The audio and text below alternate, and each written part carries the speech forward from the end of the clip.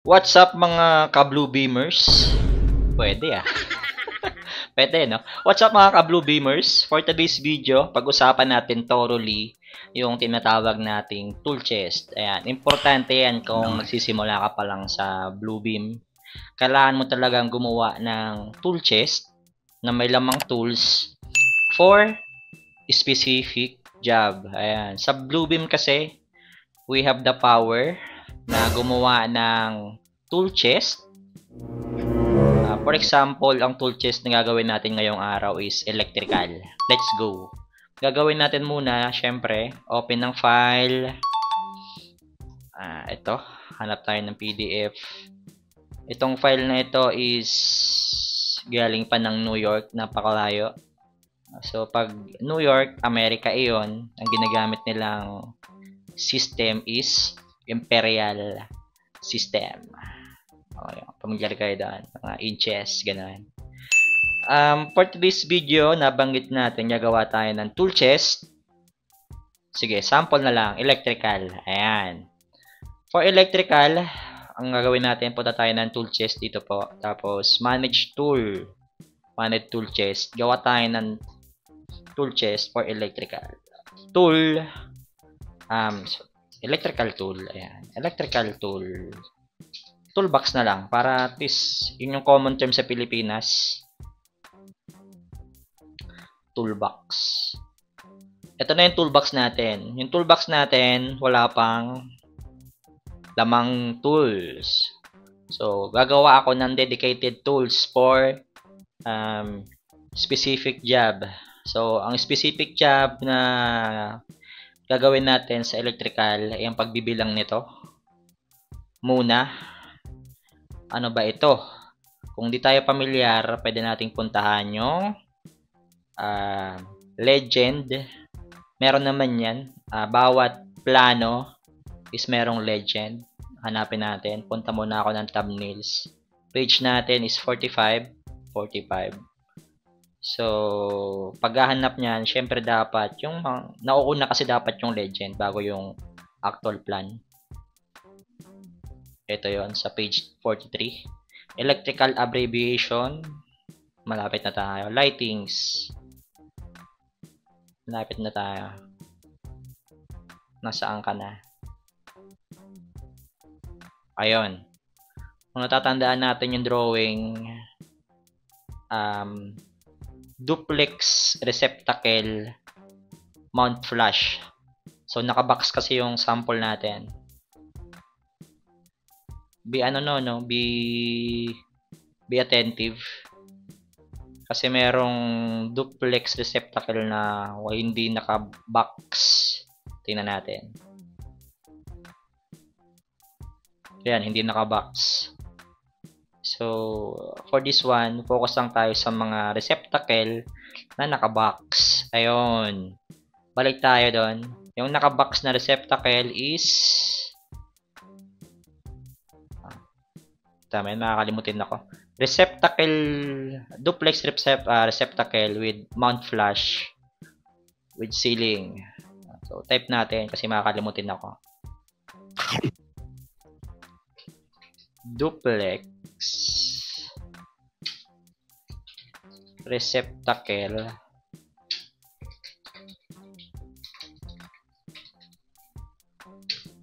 mount flash with ceiling. Ayan. Diyan muna yan. Balikan natin. So, balik ako doon sa page ko.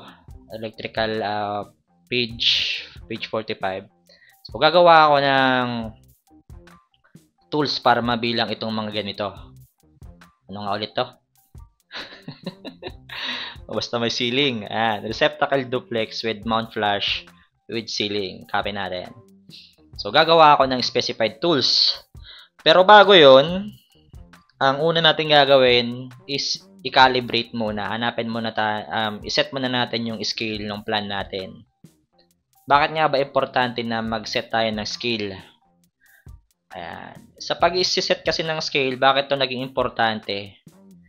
Is para yung plan na hawak mo, makita natin yung magiging itsura niya. in real world. Ayan. Ano bang itsura ng plano na to pagka natayo to, 'di ba? So pag nakita na natin yung actual measurement niya in real life, makakapagsukat rin tayo ng materyales in actual measurement. Ganun yun. So punta tayo ng tools, measure, set scale, or dito yan. Ang itsura niya is caliper. Ayan, vernier caliper. Ito nakaset na to eh. Pero for the sake of this one, sample, calibrate. And ang sabi dyan, set 2 points of known dimension. Ito yan, may known dimension tayo dito.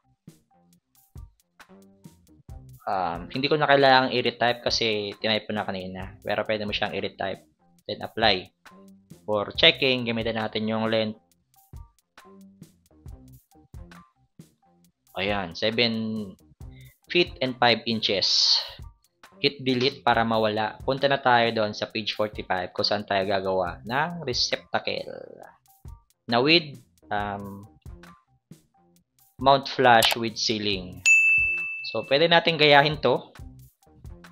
Or pwede ka rin tamarin na punta ka lang ng count tools, measure, count. Bakit count? Kasi syempre, manual counting ang gagawin natin dyan. Hindi naman siya linear, hindi naman siya volume. Per piece ang gagawin natin.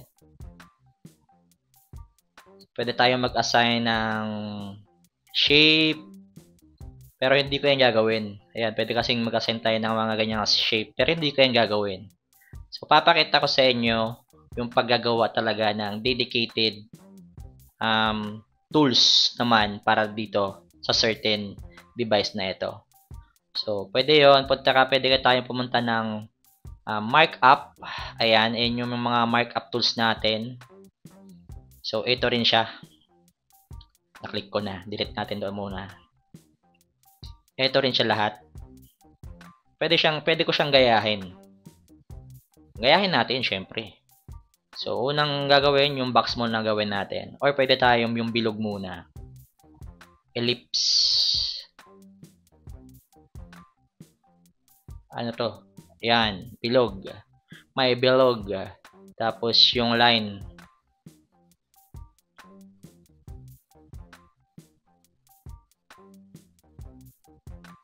Ano yun? Yung line. By the way, si Bluebeam talaga, nag-excel siya sa markup kaysa kay, sabihin mo na ba? Kaysa kay ano? Oh, basta. Kay ano?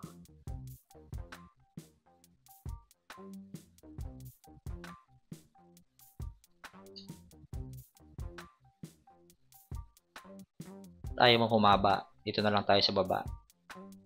Ayaw niya sa taas eh.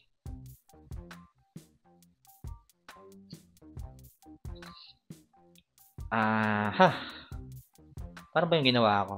Pababa, no? So, ito kasi yung palang end. So, ang na-extend niya talaga yung dulo. Ito yung end, ito yung kanina. Ito pababa ko kanina. So, dapat pababa din. Gets. So, masyado itong mahaba. Babaan natin. Next is yung box naman.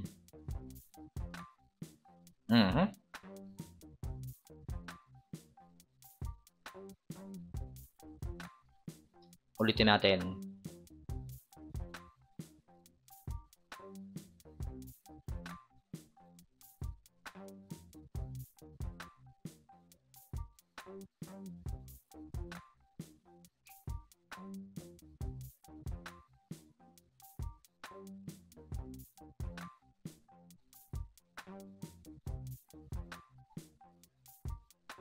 Naka-snap kasi siya eh.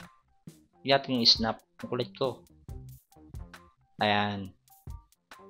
Naka-snap kasi ako eh. Kaya pala nahihirapan ng sarili ko. Inan-click ko lang. Snap is ang ano niya, F8. Tama ba ako? Click natin yung F8. Ayun, nawala yung snap. Pero nandito rin naman siya. Sa view. Ayan. Ayan siya. So, F8 yung ano. So, yon, nakadrawing na ako. Pero hindi dyan natatapos ang lahat. Gamitin natin syempre yung standard color for receptacle outlet. Paano natin malalaman yung standard color? Wala yun sa plano. Kailangan natin gumamit ng internet for that. So, ni-research ko na siya. Ang color niya daw, standard ng receptacle, brown. So, kukulayan natin to ng brown, isa-isa. So, pwede dito sa upper left or pwede naman dito sa setting as long as naklik mo na siya. Naklik mo na yung kukulayan mo. Pwede dito. Brown. Pwede na to. Brown yan eh. Para sigurado yung hina-highlight ko yung number. Para kung makalimutan ko kung alin dyan yung pipindutin ko. Dito na ako mag-ano para mas mabilis. Pro tip yun, pro tip. So, nakulayan ko na siya. Next, ito naman, yung bilog. Kulayan ko din. O, example, nakalimutan ko na. O, dito na ako. Paste ko na lang dyan yung color. Next, yung line. Same lang ulit.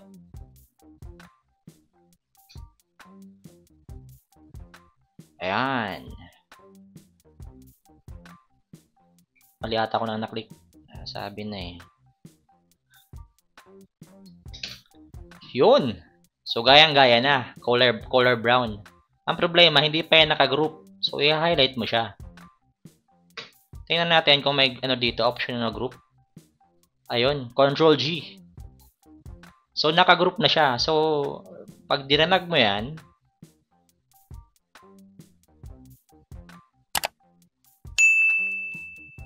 and by the way, hindi nga, balikan natin to. Pag dinanag mo yan, yung dalawa lang. Pag dinanag mo yan, magkakasama na sila lahat. Pero hindi pa natapos ang lahat dyan kasi hindi pa pa nga nasa save sa ating tool chest. So, i-right click mo ulit, add to tool chest. Nakasave na siya. Hindi pa tapos.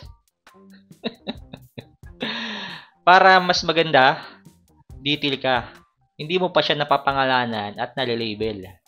So, ito na yon yung sinave ko. Kaya, nilagay ko dyan. Oh. Tapos, duplex receptacle. Ano daw yung pwede nating i-label dyan? Or i-tag? RCP. So, RCP ang ilalagay ko sa label. Kulit eh. Don't worry, pwede ko naman yung i-delete. Shift delete. Ay, delete lang. Pero, hindi ko malagyan. Bakit? Bakit di ko malagyan ng label?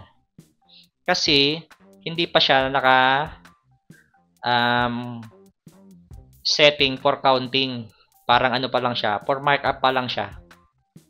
Naka-markup pa lang siya. Hindi pa siya set for measure. Anong gagawin para ma-set ko siya for measure counting? Right-click mo lang. And then, create count. Ayun na siya. Ito na gagamitin natin. Ito yung pang markup lang. Wala siyang bilang. Tingnan natin. Kung wala nga siyang bilang. Legend.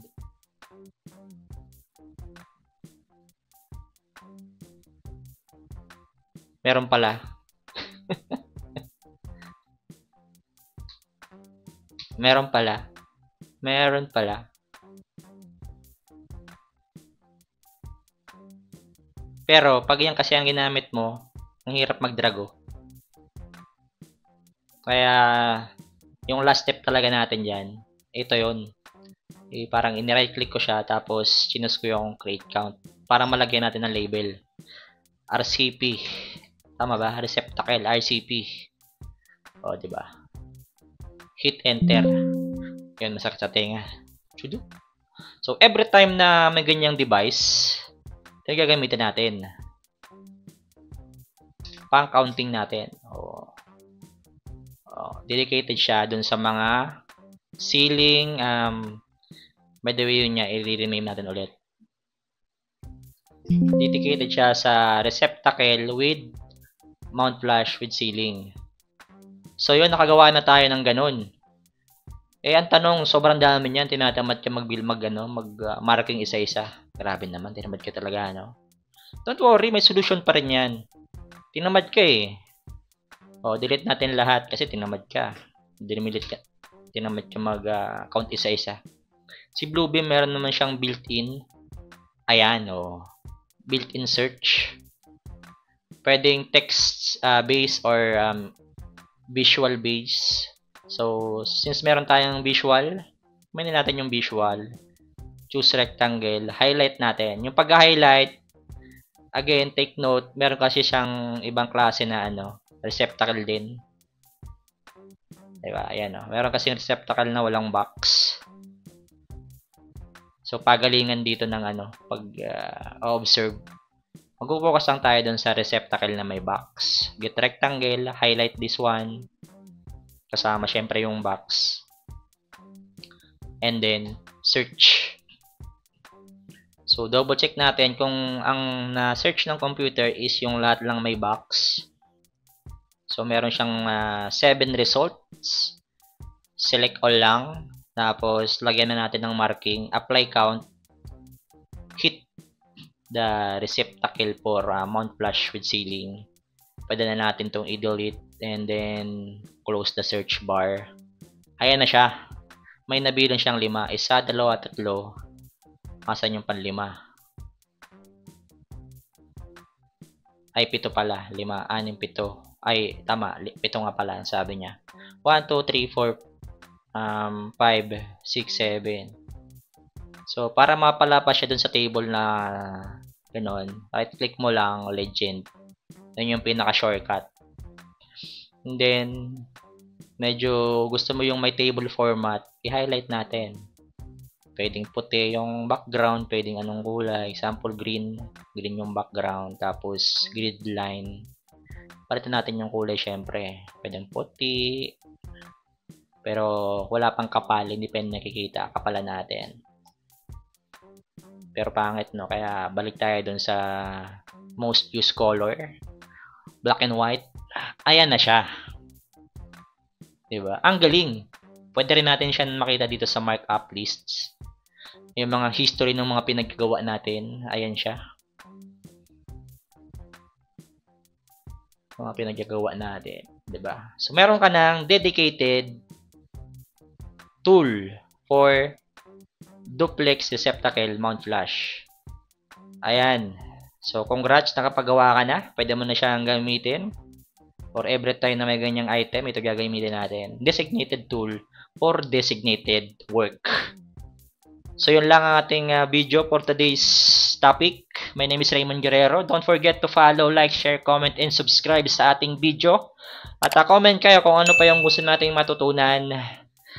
Mga Blue Beamers. Peace out.